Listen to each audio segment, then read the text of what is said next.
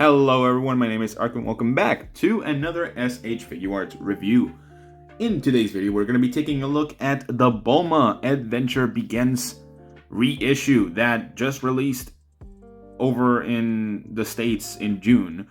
So it's a fairly recent figure. I had it in my pile of loot from Big Bad Toy Store, so I wanted to get more stuff in and just get that delivered all together. But yeah, this is my first BULMA, and I'm quite excited for this one because it was a very expensive one in the second-hand markets. So I'm glad that I got a reissue.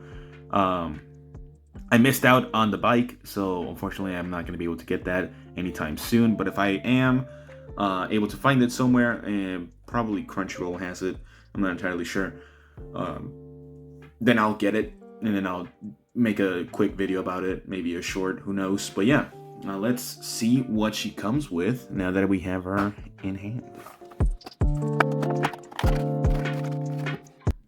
Alright, so here we have BULMA from Dragon Ball. So, this figure looks awesome. Honestly, it has been one of my most wanted figures for a while and has been on my wish list since forever.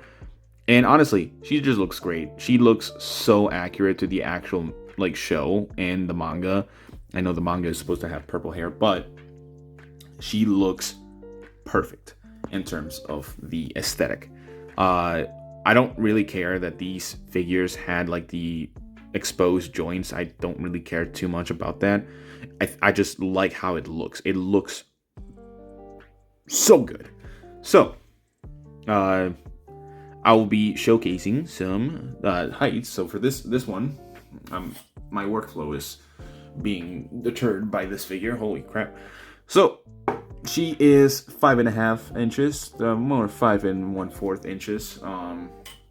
In height, I will be showcasing her compared to some other figures, so you guys can see what the difference in height for this figure is. But she does look accurate in size. So, again, aesthetic looks really good. I like the soft plastic used for the skirt. Everything pretty much is just perfect in my opinion. So, moving on to the articulation. First things first, she does have a hinge on the ponytail, which looks good. The bow looks awesome. Swivel on the head. Looking forward about that much. Looking backwards about that much without moving the actual body. So, some good range in articulation. She does have a ball hinge, so no ball peg, but she can swivel side to side, which is great. Honestly, good range of motion. I'm more than surprised as to how good this is. And I see why, because the ball peg is inserted onto the cranium and the back, so you can have more range by moving it this way. That's awesome. Thank you, Bandai, for actually doing something correct. So, no butterfly joints, but she can move her arms 360 degrees.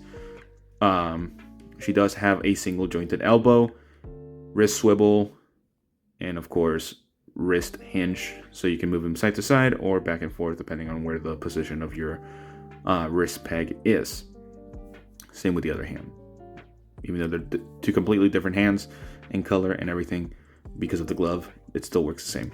Now, let me move this a little bit. She does have a great ab crunch, actually.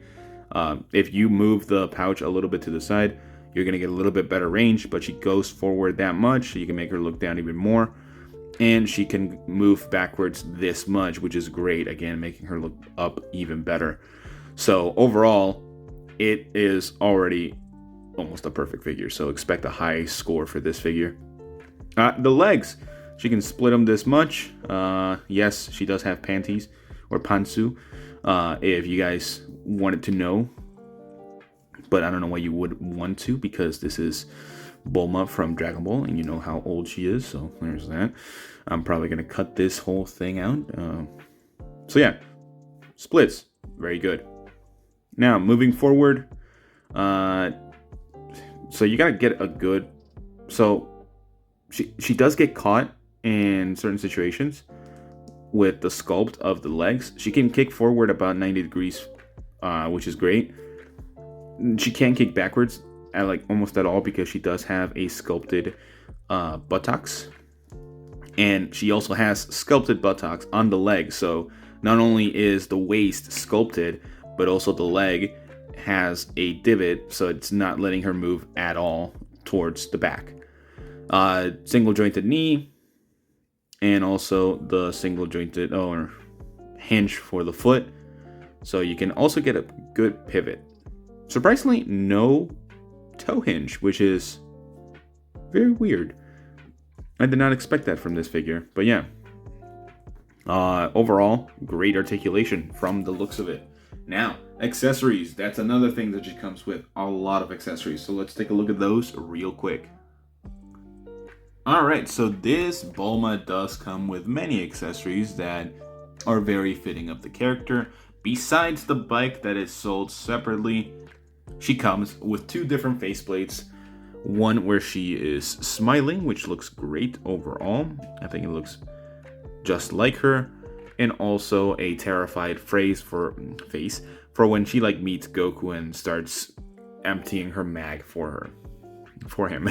So speaking of mags, so she does carry a weapon. I'm not going to specify what kind of weapon this is because this is YouTube. And also a holder for said weapon that is empty, that you can signify that she's using the weapon. A hand to use the weapon, of course.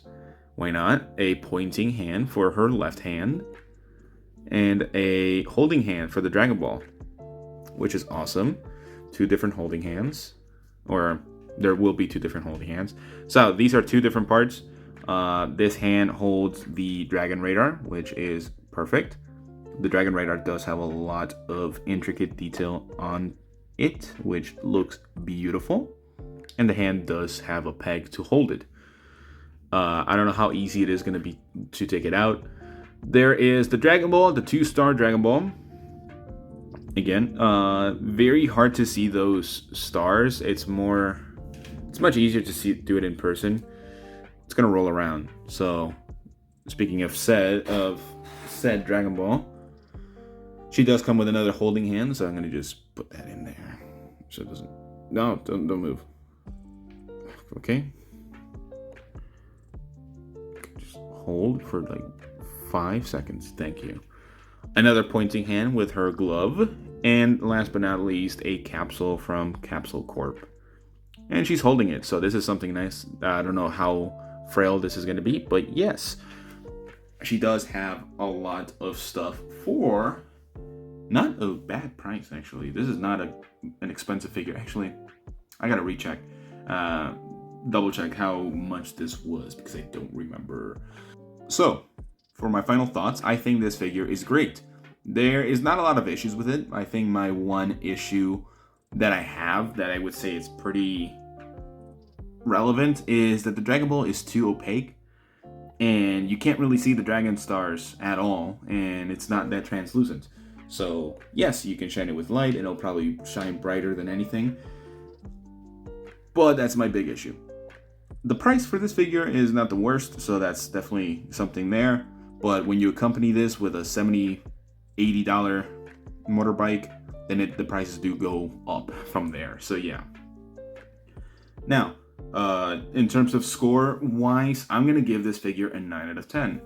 Again, the only point in deduction is that the Dragon Ball does not look the greatest. And I think that's one of the big grabbing points for it because a lot of the Dragon Ball figures just have the Dragon Balls. And if they don't match, that's an annoyance. I'm going to have to double check with the Demon King Piccolo to see if it's the exact same. I will probably put them side by side if I want to, if I have the time as well. But yeah. That is all I have for you guys today. Let me know what you guys think of this reissue. I think it's a very well worth reissue and definitely get it while it's still here. You definitely do not want to miss out on this one, especially since it's only one out of the 3 BULMA figures that we have. The other one being from Dragon Ball as well in her little combat outfit. And then the alternate color BULMA with the purple hair instead of the blue in the combat outfit. But yeah, again, that is all I have for you guys today. Oh, I'm getting tired. But yeah, I will see you all in the next one. Bye-bye.